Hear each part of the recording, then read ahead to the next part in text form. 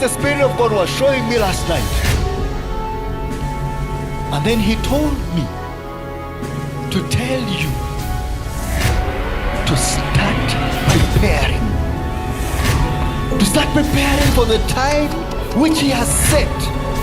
He said the forces of darkness have for so long intimidated his people. So much so that many of his people have found themselves subjects to the forces and authorities of darkness. Then he said, but my people, whom I have reserved, my people shall be an example to the church and to the world that my kingdom reigns supreme. You see, he started to show me certain things that would happen. And he started to show me especially the year 2020. I know we are not yet in 1st January. And I am not yet there.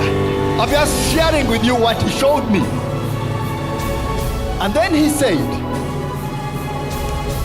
you see, I saw secrets of the governments of this world. And I saw them in unison, working hand in hand, behind the scenes, trying to bring about things.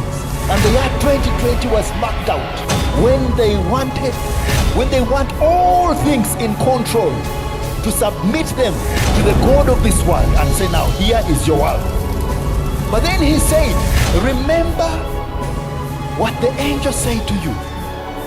He said that the people whom he has committed for these last days, speaking about you, he says, you shall be the dominant force.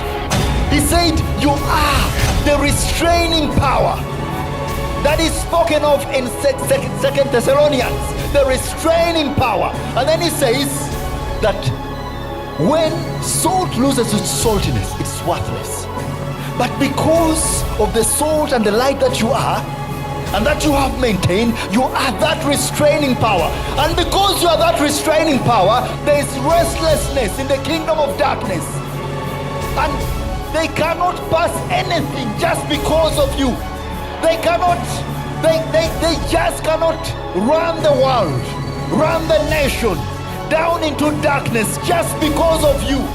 You see, they are wishing and praying that you didn't exist, because you are that force that restrains evil from running rampant. You see, and he said there are a number of nations and the church abroad that will begin to see the movement of the Spirit of God in our midst. How we arise, and they will arise as well and realize and know that darkness does not have dominion over light. They will know this. Let me tell you, these last days are not days where children of God are hidden somewhere in closets. These are days actually where the greatest display of the dominion of his kingdom is going to be seen. I am talking about authorities tumbling over because they have touched the anointed of God. I know what I'm talking about.